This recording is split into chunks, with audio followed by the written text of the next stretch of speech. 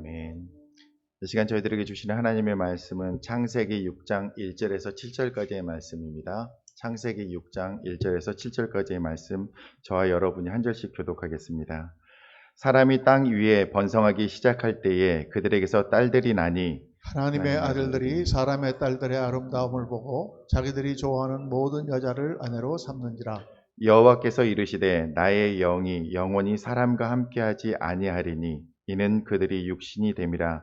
그러나 그들의 날은 120년이 되리라 하시니라. 당시에 땅에는 네피림이 있었고 그 후에도 하나님의 아들들이 사람의 딸들에게로 들어와 자식을 낳았으니 그들은 용사라 고대에 명성이 있는 사람들이었더라. 여호와께서 사람의 죄악이 세상에 가득함과 그의 마음으로 생각하는 모든 계획이 항상 악할 뿐임을 보시고 땅 위에 사람 지으셨음을 한탄하사 마음에 근심하시고 다 함께 이르시되 내가 창조한 사람을 내가 지면에서 쓸어버리되 사람으로부터 가축과 기는 것과 공중의 새까지 그리하리니 이는 그가 그것들을 지었음을 한탄함이니라 하시니라. 아멘. 이 시간 문영준 목사님 나오셔서 하나님의 심판이라는 제목으로 말씀 선포해 주실 때 많은 은혜 받으시기 바랍니다.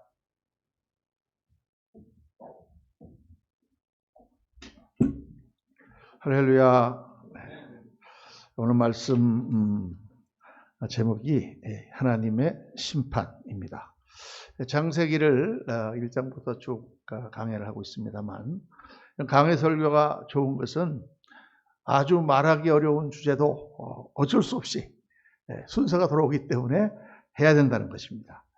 오늘 말씀은 신학적으로도 좀 어려운 말씀이고 설교하기도 참 어려운 주제입니다. 그러나 꼭 우리가 알아야 되는 그런 것이기 때문에 이렇게 말씀을 증거할 수 있다는 것 자체가 참 감사한 일입니다. 오늘 말씀 제목이 하나님의 심판입니다.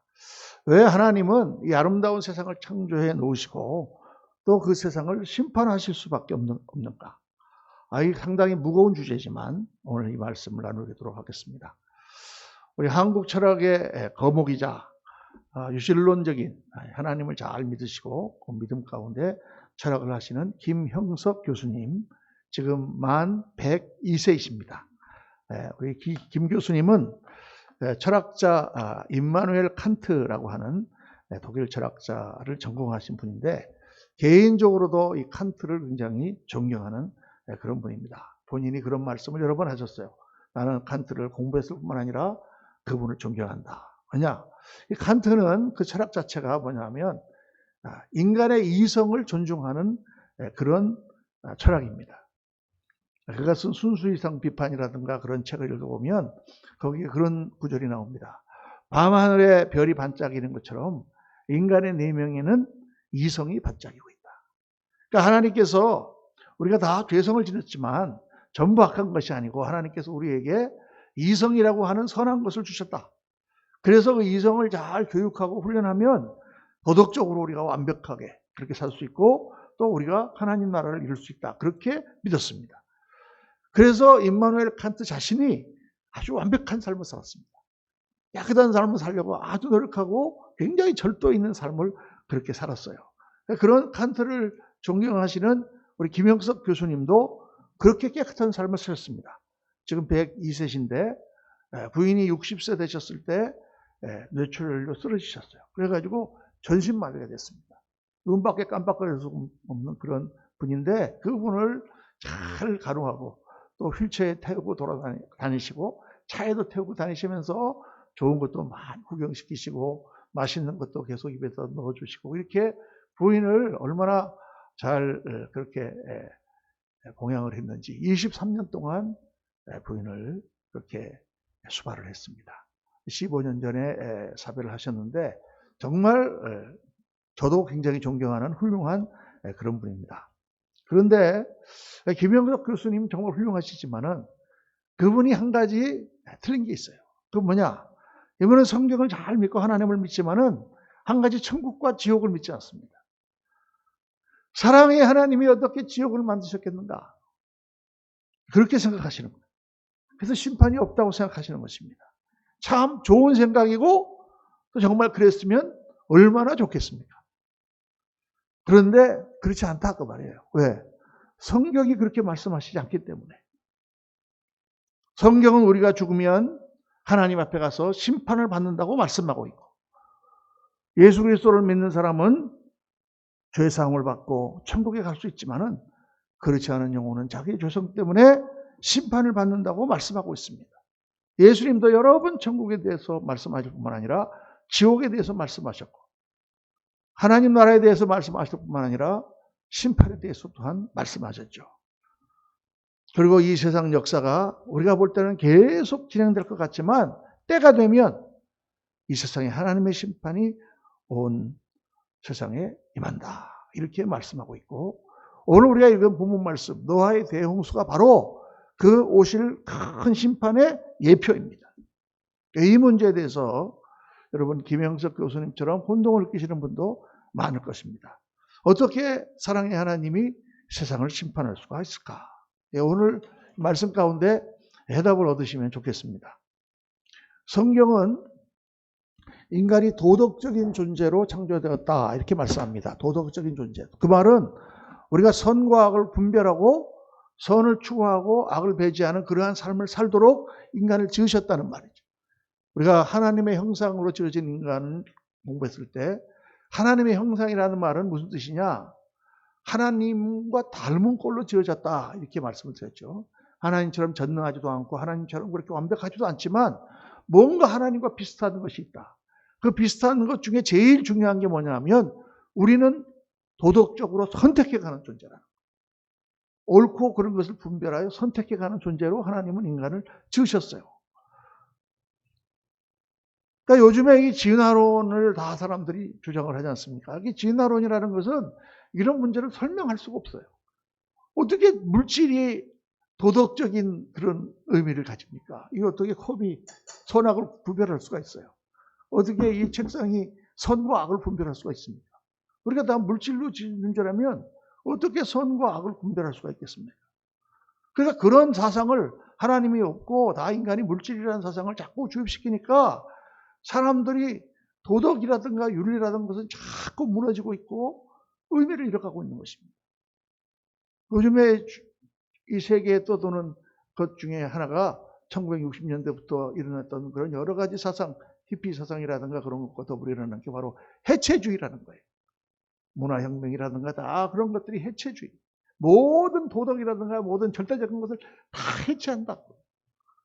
공자가 어디 있느냐 다 파헤쳐버리고, 십계명이 어디 있느냐 다 떼내버리고, 인간적인 기준으로 모든 것을 판단하는데 이게 그냥 혼돈 가운데 빠져들어가는 게 지금 이 세상이다 그 말이죠.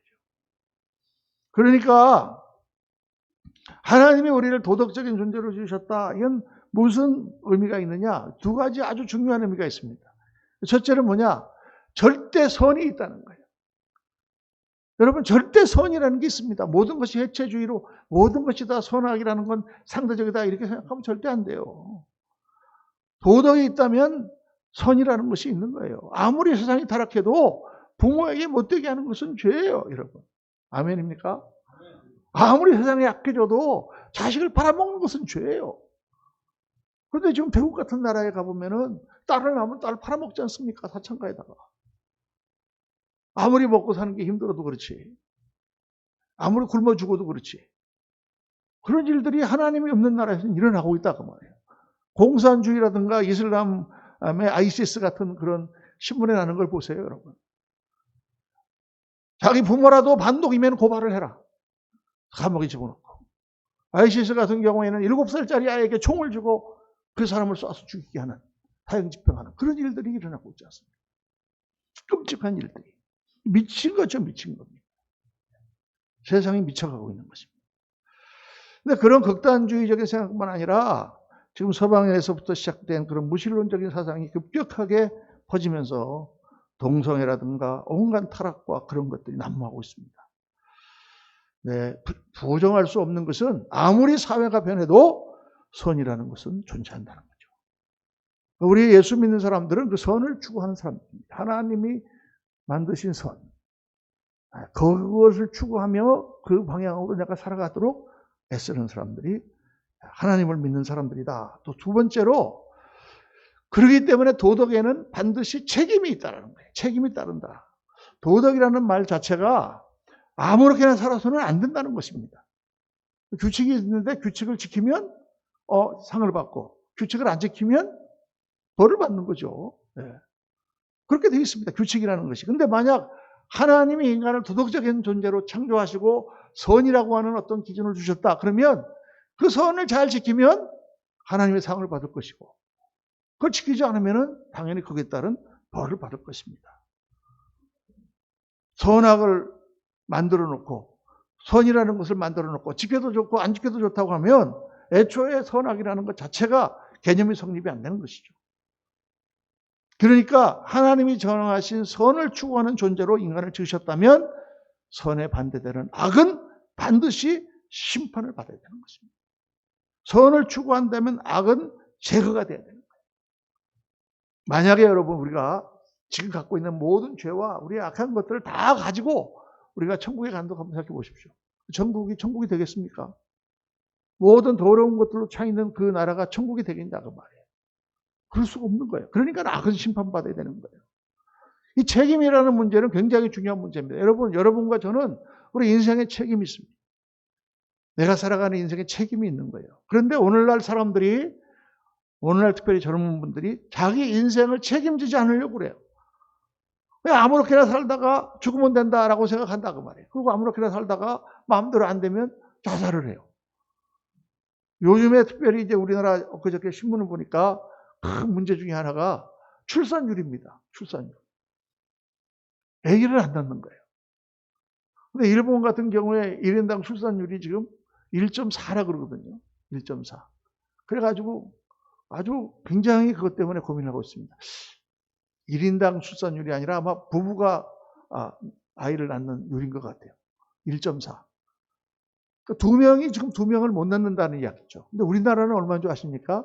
0.8이에요. 0.8. 그러니까 2명이 지금 1명을 못 낳는다는 얘기입니다. 그럼 이대로 한 몇십 년 가면 인구가 반으로 줄어든다는 얘기입니다. 근데 왜 사람들이 아기를 안 낳으려고 하는가? 아기를 낳으면 책임이 따른다. 힘들잖아요. 놀러도 못 가고 애 때문에 일도 못 하고 또 돈 들고 교육시키려면 힘들고 여러 가지 여건이 그렇고 그래 차라리 안 낳고 그냥 즐겁게 살자. 물론 뭐 다 그런 건 아니겠지만 어떤 분은 낳고 싶어도 못 낳는 분도 있고 그렇겠지만은 지금 제가 말씀드리는 건 사회의 어떤 풍조가 그런 생각들이 지금 움직이고 있다는 거예요. 책임을 안 지려고 하는 그런 생각이. 자꾸 이 자살이 많아지는 것은 사람들이 책임을 지지 않고 도망가려고 하는 것입니다. 여러분. 그런데 죽는다고 도망을 할 수가 없어요. 이 땅에서는 죽으면 다 끝난다고 생각할지 모르지만 죽는 즉시 사람은 자신을 만든 하나님 앞에 가야 된다고 성경은 말씀하고 있습니다. 한 번 죽는 것은 사람에게 정한 것이요. 그 후에는 심판이 있으리니 하나님 앞에 가서 자기의 인생을 결산해야 된다고 말이에요.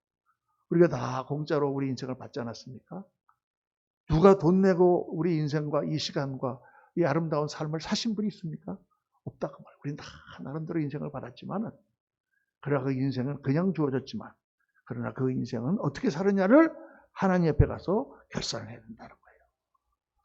그러니까 그 가운데 심판이라는 건 뭐냐? 심판이라는 건 한마디로 버려지는 거예요. 하나님 나라를 만드는 그 일에 버림을 받는 것입니다. 하나님은 인간을 만드실 때 그냥 동물처럼 만드신 게 아니고 아름다운 작품으로, 특별한 작품으로 인간을 만드셨어요. 하나님이 우주를 창조하시는 가운데 가장 아름답게 만든 작품이 인간입니다. 그래서 이 아름다운 인간들로 이루어진 하나님 나라, 그것이 바로 천국인 거예요. 근데 그 천국을 만들어가는 과정 가운데 그 하나님 나라에 합당하지 않은 그런 것들은 버려지게 돼 있다. 어떤 도공이 이제 명품 청자를 만들려고 합니다. 어떻게 합니까? 도개를 여러 개를 정성스럽게 빚어요. 그래가지고 그것을 가마솥에 넣고 가마에 넣고 촉을 구이를 합니다. 그러면 딱 그 모든 것들이 구워져 나오잖아요. 그러면 그 중에서 갈라진 것도 있고 모양이 좀 뒤틀어진 것도 있고 그러면 어떻게 다 끓게 버립니다. 그 나머지에다가 그림을 집어넣고 다시 유약을 발라서 다시 정성스럽게 그거를 또 같이 구워내. 그러면 아주 멋있는 정자가 나오는데 우리가 볼 때는 괜찮은 것 같은데 도공이 탁 보고는 탁 깨버립니다. 왜 깨? 내가 생각했던 색깔이 안 나오고 내가 생각했던 그 모양이 아니고. 그렇죠? 나한테 주면 그거 밥그릇이라도 쓸 텐데. 그런데 이 도공이 만들기 원하는 것은 밥그릇이 아니라 아름다운 작품 창자다. 그러니까 하나님이 지금 만드시기 원하시는 것은 밥그릇이 아니라 아름다운 천국, 하나님을 닮은 그러한 모습의 아름다운 인간들로 꾸며진 그런 나라다 말이에요. 그러니까 진정한 청자가 아니면 나머지는 다 쓰레기일 뿐인 것입니다. 그런데 그 도공이 그 재료를 자기가 만들었습니까? 그 진흙이 자기가 만든 것입니까? 아니에요.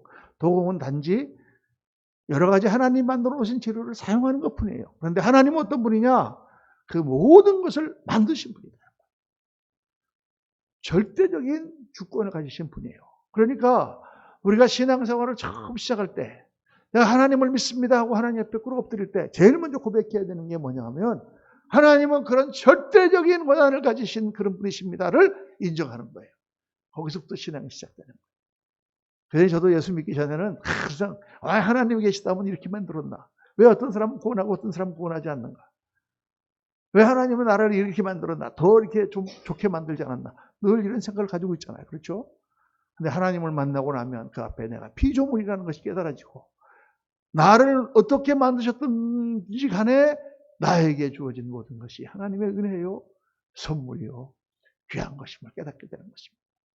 나를 좀 부족하게 만드셨지만 부족하게 만들었기 때문에 하나님을 의지하게 하시고 그래서 발전하게 하시고 하나님을 의지하고 더 아름다운 꽃을 피우도록 하나님 만드신 거죠. 완벽하고 모든 것이 다 채워진 사람이라면 하나님을 찾지 않을 것입니다. 어려움을 주시고 고난을 주셔도 그 고난 가운데서 우리가 하나님을 의지하고 그래서 극복해냄으로 말미암아 우리는 하나님을 더 믿게 되고 하나님 가까워지고 더 아름다운 인격으로 성숙하게 변화되는 역사가 일어나는 것이죠. 그 하나님의 절대성. 그래서 우리가 이제 확실히 알아야 되는 게 뭐냐. 구원이라는 말을 할 때는 반드시 심판이 있다는 것입니다. 구원이라는 게 뭐예요? 구원이라는 게 어디서부터 건져내는 것을 말하죠.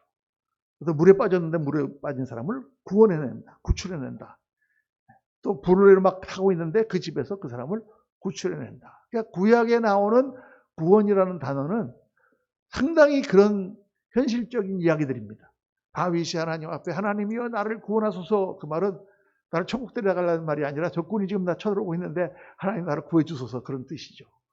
구약에서는 질병에서부터 구원을 받는다거나 또는 전쟁에서 구원을 받는다거나 골짜기와 같은 그런 사망의 음침한 골짜기로부터 구원을 받는 그런 개념이 주로 구약의 개념인데 신약에 들어오면서 그것이 더 확실하고 구체적으로 우리에게 구원이란 무엇이냐. 구원은 바로 영원한 심판으로부터 구원받는 것이다 라고 말씀하시는 것이죠.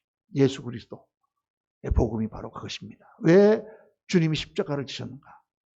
예수 그리스도께서 중보가 되셔서 우리를 영원한 심판으로부터 우리를 구원해 주시기 위하여. 할렐루야. 그러니까 구원이라는 말 자체가 뭐냐? 영원한 심판이 있음을 전제로 하고 있다고 말이죠. 그 영원한 심판이 있음을 예표로 보여주신 사건이 바로 이 대홍수의 심판이다. 하나님이 왜 이 세상을 지으시고 인간을 지으시고 2, 3천 년도 안 돼서 이 세상을 다 쓸어버리는 심판을 행하셨는가? 두 가지 중요한 원인을 오늘 본문은 말씀하고 있습니다. 이거 우리가 잘 깊이 새겨야 되는 거예요. 첫째는 뭐냐? 홍수로 세상을 심판하신 이유는 인간의 죄악이 가득했기 때문입니다. 뭐 말할 필요도 없죠. 오늘 말씀해 보면 여호와께서 사람의 죄악이 세상에 가득함과 그의 마음으로 생각하는 모든 계획이 항상 악할 뿐임을 보시고 땅 위에 사람 지으셨음을 한탄하사 마음에 근심하셨다. 인간은 문명의 죄악이 너무 극심하게 악하게 되었기 때문에 하나님이 한탄하셨다. 이 한탄하다라고 번역된 단어는 히브리어로 와인나햄이라는 단어인데 이게 무슨 뜻이냐? 후회한다라는 뜻이에요. 뉘우친다, 후회한다. 하나님이 후회하셨다고 말해요. 어떻게 하나님이 후회하실 수 있나? 아니, 하나님이 후회할 일을 하시나요? 처음부터? 완벽하신 분인데, 전지전능하는 분인데. 그런데 이 하나님이 후회했다, 한탄했다라는 말을 신학자들이 어떻게 해석하냐면 두 가지로 해석합니다. 첫 번째는 하나님이 너무 마음이 아프셨다라는 말을 인간적인 표현으로 표현한 것이다. 하나님의 마음이 그렇게 아프셨다, 이거를 표현하려니까 인간적으로 말미암아 후회한다라고밖에 표현할 수 없었다. 이게 첫 번째 해석이에요. 그러니까 성경에 보면 그런 표현들이 많이 나옵니다. 하나님의 손으로. 하나님 손이 있으시나요? 영이신 하나님 무슨 손이 있어요? 하나님의 날개로. 하나님 날개가 있으신가요? 그런데 그게 우리가 생각할 때 새가 날개로 품는 것처럼 그런 어떤 인간적인 이미지로 사람들이 이해할 수 있는 어떤 표현으로 하나님께서 그렇게 표현하신 것이다. 이렇게 생각하는 게 한 가지 해석이에요. 또 한 가지 해석은 뭐냐? 하나님의 뜻이라는 것을 딱 고정된 걸로 생각하지 마라. 하나님의 뜻이라는 것은 뭐냐? 우리 인간에게 선택을 주시고 그 선택에 따라서 그 결과를 다 만드시는 것이 하나님의 뜻이다. 이렇게 해석하는 거죠. 그러니까 히스기야 왕이 종기에 걸려서 죽게 됐습니다. 근데 하나님께 간구했잖아요. 그러면 그 사람이 죽는 게 하나님의 뜻인데, 그런데 그가 하나님께 간구하니까 하나님께서 이사야를 보내서 그를 치료해 주시고 10년을 더 살게 해주셨다. 그러면 그가 죽게 되었으나 그가 기도함으로 말미암아 하나님이 그 마음을 움직여서 10년을 더 살게 하신 것까지가 하나님 뜻이다. 그러니까 우리가 알 수 있는 차원, 우리가 생각하는 그런 고정적인 차원이 아니라 하나님의 뜻이라고 하는 개념은 더 이렇게 유연하고 더 차원이 넓은 그런 가운데서 하나님이 정하신 것이다. 이렇게 해석하는 거가 상당히 맞습니다. 그러니까 뭐 예를 들어서 우리가 어떤 부자가 있는데, 재벌이 있는데 아들에게 자기 회사를 다 물려주고 싶은데 물려주는 것이 그 사람 뜻이에요. 재벌의 뜻인데, 그런데 이 아들이 너무 경영에 대해서 모르는 거야. 그럼 어떻게 하겠습니까? 너 회사에 일단 말단으로 들어와. 그래갖고 배워. 네가 어느 정도 회사를 다리를 칠 만한 그런 경영할 만한 능력이 되면 내가 물려줄 거야. 그 뜻인데 안 물려주고 있는 거예요. 계속. 뭐냐? 아직 그 아들이 회사를 경영할 만한 능력이 못 된다고 판단하니까 아직 그러고 있는 거죠. 아들은 왜 아버지 뜻인데 나를 안 물려주나? 이렇게 생각할 때 그 아들이 온전하게 경영할 능력이 되면 아버지가 물려주게 된다. 이게 뜻이잖아요. 그런 식으로 더 고차원적인 것처럼 그렇게 한다. 그러니까 하나님의 예정이라는 것을 여러분 우리가 다 이해하지 못하지만 인간이 하기에 따라 반응하시는 것이 하나님의 뜻이에요. 성경은 그렇게 돼 있어요. 다 정해져 있는 게 아니에요. 그러니까 정해져 있는 거는 뭐가 정해져 있는지 몰라. 내가 어떤 사람이 있는데 이 사람이 지옥 가기로 정해져 있습니까? 천국 가기로 정해져 있습니까? 그렇게 성경이 말하는 게 아니에요. 그건 하나님께서 정하신 건데 우리가 알 수가 없어. 그런데 우리는 어떻게 해야 돼? 전도해야 돼. 가서. 그 전도하고 그 사람이 예수를 믿으면 그 사람이 구원을 받아. 그게 하나님의 뜻이에요. 그러니까 하나님의 뜻은 굉장히 우리가 생각하는 것보다 다차원이다. 그러니까 성경에 보면은 신명기에 말씀하시잖아요. 내가 오늘 복과 저주를 너희 앞에 두나니. 복 받는 사람, 저주 받는 사람을 하나님이 다 정해놓으신 것이 아니라 내가 복과 저주를 네 앞에 둔다. 누가 선택하는 거예요? 너희가 선택하는. 너희가 잘 되기 위해서 복을 선택하라는 거예요. 하나님의 말씀을 잘 듣고 하나님이 옳다고 생각하시는 올바른 삶을 삶으로 말미암아 너의 삶을 복되게 하고 너의 영혼을 복되게 해라. 이게 성경 말씀이에요, 여러분. 예수 믿는 사람은 늘 선택을 하는 거예요. 하나님이 다 정해줬으니까 내가 아무렇게나 살아도 하나님은 무조건 나를 사랑하시니까 나를 상 주실 거야가 아닙니다, 여러분. 내가 한번 예수를 믿었으니까 내가 아무리 나쁜 짓을 해도 나는 천국 갈 거야. 그게 아닙니다, 여러분. 그렇게 생각하면 안 돼요.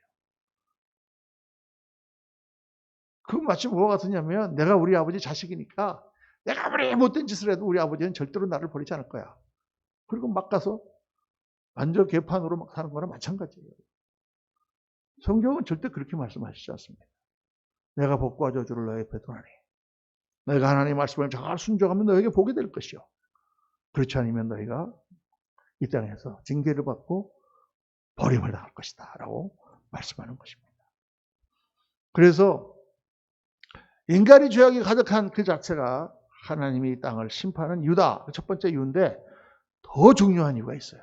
오늘 말씀 보면 하나님의 아들들이 사람의 딸들을 취했다. 이게 도대체 무슨 말인가?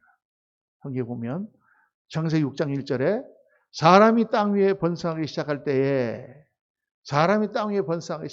라는 건 인간 문명이 팍 퍼졌다는 거예요. 우리가 고대를 찾아보면 고고학으로 연구를 해보면 바벨론 문명, 그 당시에 메소포타미아 문명, 수메르니, 아카드니 막 그런 문명이 얼마나 찬란한지 몰라요. 어마어마한 피라미드를 짓고 그렇게 인간 문명이 발달하기 시작할 때에 그들에게서 뭐가 나니? 딸들이 나니. 딸. 근데 하나님의 아들들이 사람의 딸들의 아름다움을 보고 자기들이 모든 좋아하는 여자를 아내로 삼는지라.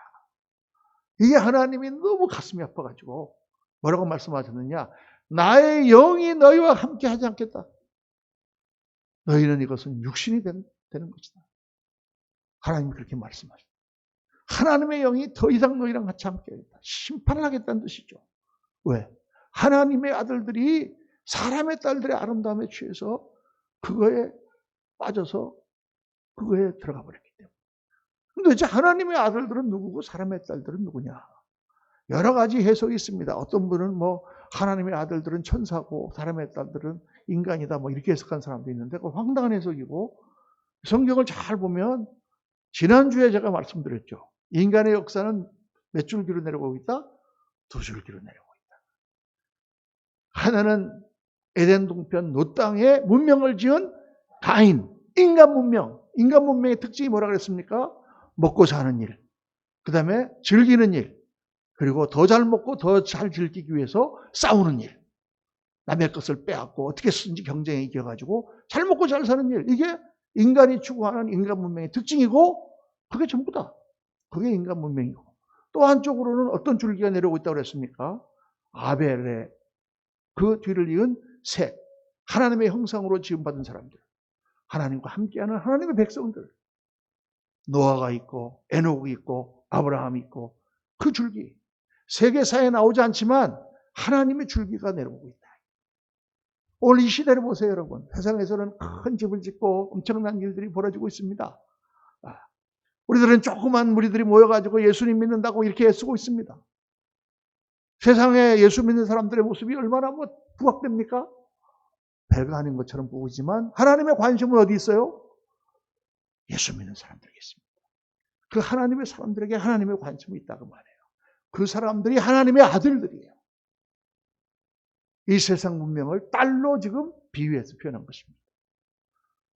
그런데 그 세상 문명이 하나님을 거역하고 하나님을 부인하고 우상을 숭배하면서 타락하면서 지나가고 있는 것은 좋은데 그 가운데 몇몇이 하나님의 뜻을 따라 하나님 나라를 나타내고 하나님의 백성으로 살아야 될 그 사람들이 세상의 아름다움에 빠져서 거기에 빠져들어가 버릴 때 하나님의 진노가 임하고 심판이 온다는 것입니다. 쉽게 얘기하면 하나님의 뜻을 나타내고 하나님의 영광을 나타내야 될 교회가 세상의 아름다움에 취하여 세상에 빠져버리면 그때는 절망이다 그 말이에요. 여러분, 교회는 하나님의 희망입니다. 예수 믿는 사람은 하나님의 씨앗이요 하나님의 희망이에요. 세상이 아무리 악하게 되어도 그 씨앗과 그 희망이 펄펄 살아있다고 하면 하나님은 그들을 보시고 계속 그들을 통하여 일하시겠죠. 그런데 그들마저 세상에 빠져서 파괴버린다면 아무 희망이 없어지는 것입니다. 쉽게 말하면 그렇다고 말이에요. 그러한 이 땅이 망하는 심판을 받는 이유는 세상이 악한 것, 그 첫 번째 이유지만 두 번째 이유는 뭐냐? 하나님의 교회가 세상의 아름다움에 빠져들어가서 타락하는 것입니다. 여러분, 아브라함이 하나님께서 소돔과 고모라를 멸하려고 하실 때 아브라함이 하나님께 간구하지 않습니까? 거기에 롯이 살고 있어요. 자기 조카가. 그러니까 하나님, 소돔이 악하지만 거기에 의인 50명이 있으면 하나님은 그 성을 멸하겠습니까? 하고 하나님 앞에 중보기도를 하죠. 아니다. 의인 50만 있어도 내가 그들 때문에 그 성을 살려두겠다. 그러니까 또 아브라함이 묻죠. 45명만 있으면 어떻게 해요? 45명만 있어도 내가 멸하지 않겠다.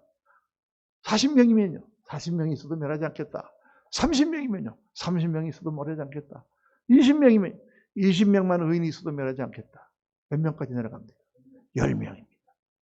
아브라함이 그러면 하나님 그 성에 의인 10명이 있으면 그 성을 멸하시겠습니까? 하나님이 내가 결단코 말하노니 그 성에 의인이 10명만 있어도 내가 그 성을 멸하지 않겠다. 여러분, 소돔과 고모라가 하나님의 심판을 받고 멸망한 첫 번째 이유는 물론 그 성이 하나님 보시기에 악했기 때문입니다. 그래서 두 번째 이유가 뭐예요? 그 성에 의인 10명이 없었다. 이 사실은 오늘 우리의 역할이 얼마나 중요한가를 가르쳐 줍니다. 세상이 하나님을 부인하고 세상이 하나님을 멸시하고 교회를 핍박할지라도 믿음의 사람들, 의인들이 하나님께 기도하고 하나님 앞에 바로 서고 정말 하나님을 온전히 섬기는 그런 동안에는 절대 하나님께서 그것을 지키시고 보호하시고 그들의 기도를 들으신다고 하는 사실이에요. 소돔과 고모라를 멸망할 때 아브라함이라고 하는 그 가난한 유목민, 그 사람이 그 키를 쥐고 있는 것처럼 오늘 이 세상의 모든 열쇠를 바로 예수 믿는 사람들, 여러분과 제가 쥐고 있는 것입니다. 하나님을 움직일 수 있는 분은, 사람들은 여러분과 저지 세상 사람들이 아니잖아요. 대통령이 아니잖아요. 국무총리가 아니잖아요.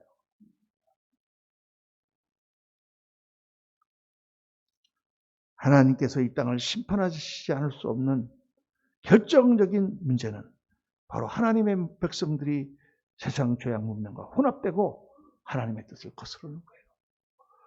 오늘날 우리 한국교회가 정말 정신을 차려야 되는 게 바로 이겁니다. 우리나라를 하나님께서 지키시고 보호하시는 그 일을 하려면 어떻게 되느냐? 이 하나님의 백성들이 의인이 되어야 되는 거예요. 교회가 타락하면 안 되는 거예요.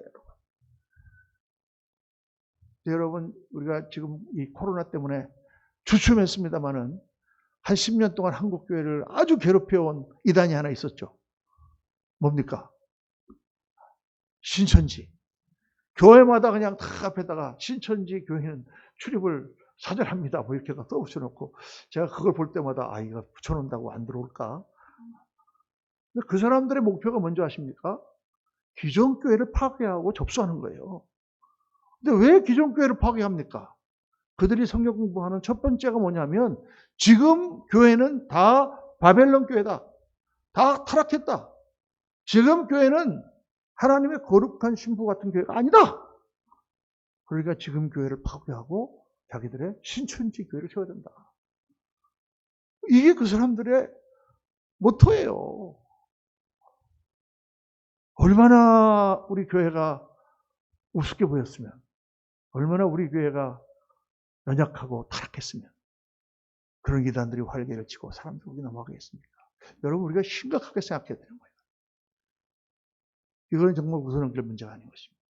정말 우리 한국교회가 이 나라의 빛이 되고 사람들의 희망이 되고 사람들이 교회에 와서 하나님 나라를 발견하고 그 거룩한 모습과 아름다운 모습이 세상을 압도하는 그런 삶을 우리가 살았는가? 우리 교회는 어떤 모습으로 지금까지 살았는가? 우리는 무엇을 추구했는가? 기껏 돈이나 많이 벌고 기껏 큰 교회나 짓고 기껏 사람이나 많이 모이고 기껏 모여서 즐기는 거나 추구하지 않는가? 오늘 말씀의 가장 중요한 포인트는 거기에 있습니다. 하나님이 정말 하나님을 괴롭게 하는 것은 교회의 타락인 것이. 하나님의 아들들이 타락하는 것입니다. 사랑하는 성도님들, 하나님은 지금 강력하게 경고하고 있는 것입니다. 이 땅이 영원히 갈 것 같으냐? 죄악이 관영하며 하나님의 심판이 올 것이다. 오늘 이 말씀을 보면서 우리가 어떻게 살아야 되는가? 그러면 우리는 어떻게 해야 되는가? 여러분, 두 가지를 꼭 기억하시기 바랍니다. 첫째, 예수 그리스도를 믿어야 됩니다. 여러분. 왜? 우리가 다 심판받겠지만 예수 그리스도의 중보가 있는 사람만 하나님 앞에 죄 사함을 받아요. 그게 하나님의 은혜입니다. 예수님이 십자가를 지시고 인간의 모든 죄를 담당하셨습니다. 그분이 우리의 중보자가 되십니다. 내가 예수님을 믿을 때 나의 변호자가 된다 그 말이에요. 그래서 내가 하나님 앞에 가서 심판받을 때 예수님이 가로막고 이 사람은 비록 죄를 지었지만 죄인이지만 내가 이를 위하여 피를 흘리지 않았습니까? 내가 대신 심판받지 않았습니까? 하고 우리가 보호받는 거, 이게 복음이고 이게 예수 믿는 거의 가장 핵심이에요. 예수님을 꼭 붙들어야 됩니다. 믿으십니까? 붙들어야 돼요. 예수님을 붙들어야 돼. 믿음을 절대 놓으면 안 됩니다. 믿음을 지키고 예수님을 붙들어야 돼. 첫 번째. 둘째는 뭐냐? 예수님을 믿고 하나님이 기뻐하는 삶을 살아야 됩니다. 하나님의 아들들이 세상과 구별되고 세상의 아름다움을 압도하는 영적 아름다움을 나타내는 그리스도의 향기를 나타내는 삶을 살아야 됩니다. 인생은 여러분 아무렇게나 사는 것이 아닙니다. 우리가 하나님의 백성이 되고 하나님 나라의 줄기 가운데 들어간 것이 얼마나 큰 축복입니까? 그 축복을 잘 지켜야 됩니다. 하나님의 말씀대로 사는 것은 하나님을 기쁘시게 할 뿐만 아니라 우리에게 큰 복이 되는 거예요. 하나님 말씀대로 사는 게 힘듭니까, 여러분? 뭐 세상대로 사는 거가 너무 좋아서 그런 것 같은데 하나님 말씀대로 사는 게 힘듭니까? 힘들지 않습니다. 하나님의 은혜를 받고 주님 안에 들어오면 재밌어요. 그리고 그 안에 아름다운 열매와 복들이 주렁주렁 달려 있습니다. 우리 자녀들을 하나님 축복해 주시고 하나님께서 좋은 것들로 채워주시고 어렵고 힘든 문제 때마다 하나님께서 우리를 위로해 주시고 우리의 마음을 강건하게 해주시고 행복을 주시고 이 모든 좋은 것들이 있을 뿐만 아니라 우리가 삶을 잘 살고 주님 앞에 가면 영광의 면류관이 우리를 기다리고 있다고 성경은 말씀하고 있습니다. 복된 것을 놓치면 안 됩니다. 우리는 하나님 나라의 희망이요 씨앗입니다. 여러분 결론을 맺겠습니다. 오늘 제목이 하나님의 심판. 하나님의 심판은 뭐가 같으냐? 마치 소독과 같은 거예요. 우리 집을 샀는데 집에 바퀴벌레하고 쥐들이 드글드글하다. 한번 생각해 보십시오. 그래갖고 그냥 뭐 쥐구멍을 막고 쥐덫을 놓고 바퀴벌레 약을 놨는데도 이게 도대체 박멸되지가 않아. 그럼 어떻게 해야 됩니까? 가구를 다 드러내고 그냥 집을 완전히 싹 소독해갖고 싹 쓸어버리는 거예요. 그러고 나면 완전히 박멸되죠. 그러고 나면 그 들어가서 새로운 삶을 사는 것입니다. 하나님의 심판이라는 건 마치 그와 같다. 억울하다, 말도 안 된다 라고 소리치는 거는 바퀴벌레하고 쥐들밖에 없는 거예요. 그 심판은 궁극적으로 그 주인을 위해서 있는 것처럼 오늘 하나님의 심판이라는 것은 궁극적으로 하나님의 사랑이다. 하나님이 우리를 복되고 영광스러운 사람들로 그런 나라로 세우기 위하여 하나님이 쓰시는 그러한 극약처방인 것입니다. 오늘 말씀을 묵상하면서 우리 하나님은 우리 중 하나라도 멸망에 빠지기를 원치 아니하시고 정말 하나님께서 복된 삶을 살기를 원하시는데 하나님을 꼭 붙들고 예수 그리스도를 붙들고 하나님이 기뻐하시는 믿음의 삶, 영광된 삶, 그리스도의 향기를 나타내는 그런 저와 여러분 되시기를 예수님 이름으로 축원합니다. 기도하겠습니다. 할렐루야. 아버지 하나님 오늘 말씀을 묵상하며 우리에게 주어진 삶이 얼마나 귀중하고 얼마나 복된 것인지 우리가 신앙생활하기가 힘든 것 같지만 이 세상에 그 허접한 즐거움에 빠지지 아니하고 하나님 나라를 추구하며 하나님의 그 영광 가운데 들어간다는 것이 얼마나 귀한 것인지 다시 한번 저희들 묵상합니다. 세상의 악한 것들이 심판받는 가운데 휩쓸려 들어가지 않게 하시고 저희 한 사람 한 사람이 거룩하고 아름다운 하나님의 자녀로 정말 영광 가운데 주님 앞에 가는 그러한 성도들이 다 되도록 저희를 축복하여 주옵소서. 우리 구주 예수 그리스도 이름으로 기도하옵나이다. 아멘.